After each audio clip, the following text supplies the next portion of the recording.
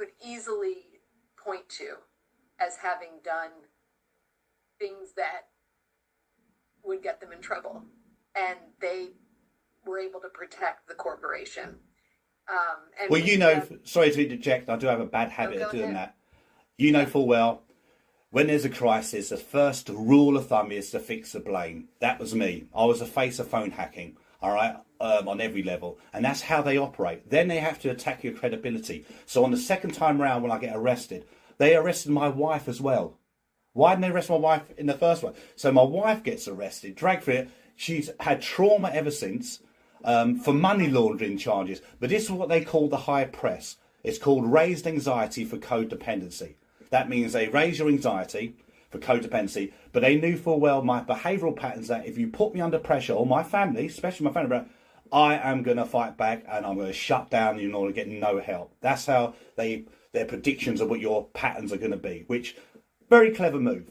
But in that process of that second conviction, I'll be very brief as I can, but it's affected us and my life, is that they maintain the narrative of keeping the fall guy. Now he's a scapegoat as well. I went from enemy of the state with the Milly Dowler to public enemy number one. But we all know the Milly Dowler story was a complete lie. They were protecting Neville Thurlbeck, who had Milly Dowler's number 10 days before he tasked me. And when he made that mistake, all right, when he made that mistake, they had to find someone to blame. That's why I got tasked 10 days later. Now, all the evidence is there that they were discussing the Milly Dowler voicemails long before I get tasked on 10th of April. But here's a key kicker. Mark Lewis, the Dowler family lawyer, has said to me, quote, "I do not associate you with any wrongdoing. 1. I also see you as the scapegoat. 2.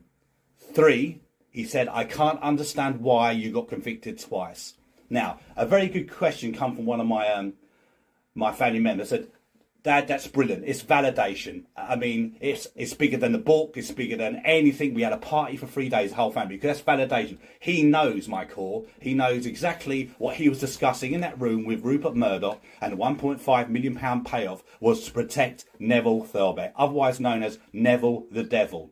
It's all in my book, the evidence is there. So they protect that. But that was a hit job on me and my family. We went through 18 years of hell, of people spitting at me, looking at me, thinking I was that person who'd done that. All right? And, you know, thank God, faith in my family and my faith that I'm still talking to you now. You've got to remember, people like Philip Schofield had 18 days of pressure, and he gives,